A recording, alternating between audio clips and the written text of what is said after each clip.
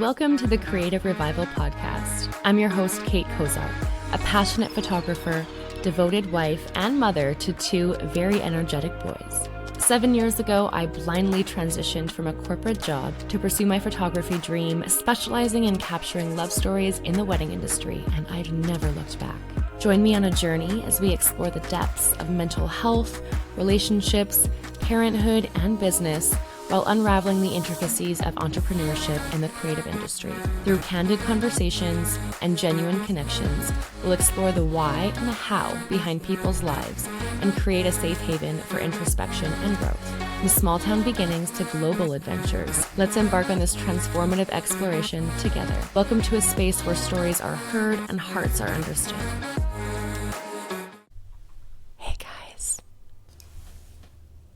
Episode 2, I promised to share some tips for my newly engaged couples out there. So if you are joining me and you are newly engaged, first of all, congrats. That's very exciting. I will not ask anything at all to do with your wedding.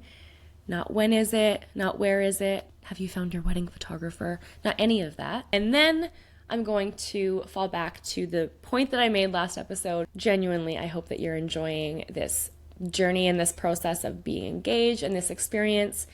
I feel like not a lot of couples, I feel like it's either hot or cold. Like you're either sitting in it, soaking it all up, or you're type A, like I was, and you're like, okay, great, I'm engaged. And then 3 days later, Friday I was engaged, Monday I'm like, okay, I'm thinking this venue and we should probably do it on August 24th. And we should but my husband knew what he was signing up for. I hope that in this episode, you can take away a little bit of information and just some helpful tidbits of info. There's so much out there, and I wanted to just, as best as I could, dumb it down to 10 top tips for what to do next if you are ready to start the actual planning process. Because that, I feel like, isn't something that you just kind of dabble into. I feel like enjoy the engagement, soak it up, and then when you're ready, let's go, babe. Let's go. So let's get into it. The very first tip for you is to sit down with your partner and set a budget. And this is one of the most important things because it also kind of sets the trajectory for once this one day, or in some cases a few days of celebrations, is all over. If you went over that budget, that is no way to start your marriage. And it's not a fun way to start it. At least I'll say that. But one of the best things I think into heading into a marriage is figure out how to talk about money, how to really have that conversation of what matters to you and what, values they might have, your partner might have. And just figuring out how to have that conversation and how to compromise maybe and work through that is not always super fun, but it's so essential. I have a complete budget template. It's a spreadsheet and everything's auto-populated. It's completely free, and I'll attach the link for that in the show notes. So I encourage you guys, if you're ready to sit down and actually go over your budget, open up this spreadsheet, and all you have to do once you figure out your numbers is just pop everything in there. And it's amazing. It's going to keep track of everything as you go throughout likely the year that you're planning it out, or 2 months or 14 days. I literally shot a wedding in my first year of weddings. That was a 3-day conversion. The parents called me on Monday and the wedding was on Wednesday or Thursday.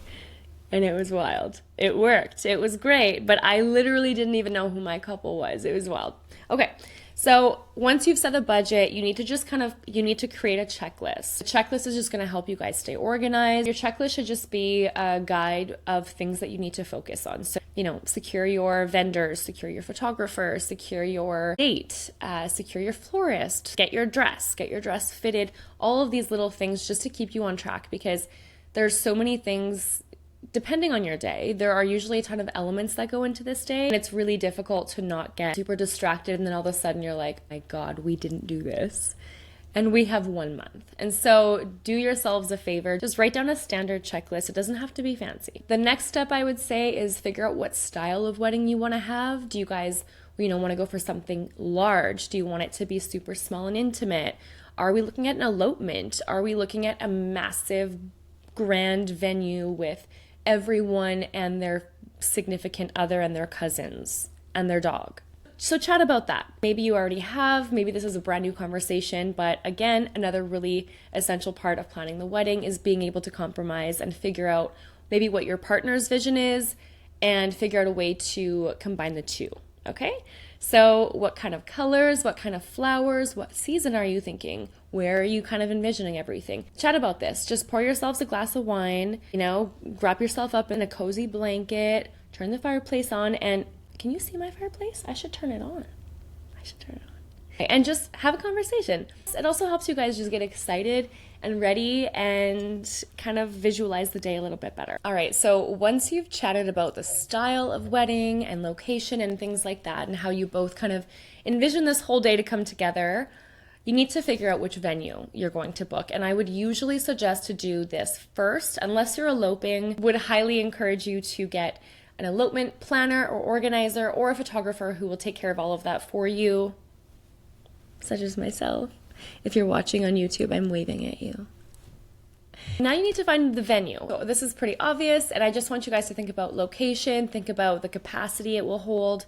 Try not to push that. Some venues will allow you to push it, and others will be absolutely no, you cannot. And I appreciate those kinds of businesses because it makes it so, first of all, it's a hazard, and it makes it so difficult for us photographers to move around in spaces that are jam-packed to the brim. Especially at a reception, it's difficult to get in all the angles in different areas with restricted mobility and vision and views and movement. If you don't love the way that your reception or your ceremony venue look, maybe don't book them because they will be in your photos. And as much as we can, create magic out of the moments and the movements and our editing, it is still the venue that you're booking. I mean, I want you to really think about that because everything that you see in that space that you're standing in when you're with your partner and you're kind of scouting these venues, they will be in your photos. I really, really want you to remember that. For some reason, people forget. And I'm kind of more specifically speaking about ceremonies. Just really communicate with your photographer. So if you have booked a venue that maybe there is just something about it that you don't love, which does happen, just let them know. I really don't love this part of this venue, but I do like this part, and I'm kind of envisioning it like this. And that will really help us figure out which way to go with it and maybe a better way to come into the day and to capture everything in the space that we're given. So the venue's been booked and secured. Next step is secure your vendors. And I think once you have a date and a venue, you need a photographer. Secure your photographers. I myself am booking 2 years in advance. And so if you have a date in mind that is prime season, which is typically between May to October, weekends are the first ones to go. So if you do have a weekend date, which is very common unless you're eloping, which again, if you're eloping, I would not suggest a weekend date. And I will get into that in another video. But I would just highly recommend secure your photographer, and they'll also be able to offer, different aspects to different elements to maybe where you're at and meet you where you're at in the whole planning part. That's what I love to do with my couples. I kind of come in and I'm like, where are you at? I just love to give them a little more direction. So having a photographer and someone to just really truly begin this whole experience with that has knowledge in this process and in this part of the planning period, I think would be very beneficial for you. So things like your videographer, your planner, your coordinator, your DJ, entertainment, florist, decor. Book this stuff early so you get what you want. Weddings and elopements are typically an investment, so make sure that you are investing in the things you actually want and not just settling to get a wedding. You know what I'm saying? Number 5 and number 6 just kind of went hand in hand. Number 5, book your vendors. And then number 6 was hire your coordinator. And I kind of just set that one apart because it is, I think, one of the most important aspects of the day. As a vendor, and I hate calling myself that, I cannot tell you how beneficial it is to have vendors know exactly what they're doing, have you as the couple know exactly what's happening, and you have to literally do nothing. That service is probably one of the most appreciated services that I hear from my couples after the wedding. As a vendor, I can also say I'm so grateful for it. It helps keep me on track and just keep everybody on track in terms of creating and providing the best like dream team for you. They will keep everybody and everything together without you having to worry about anything. Highly recommend it. So number 7, I would just dive again into prioritize your must-have elements. So I think at this point, you've kind of figured out where you're at with your budget. If you haven't already done this, just sit down and really prioritize your must-haves. Whether it's photography, food, entertainment, decor, like what matters most to you. And I think really just prioritize that, and then your budget will start to kind of flow into a happier funnel. The next 2 are really big factors into why my marriage worked out.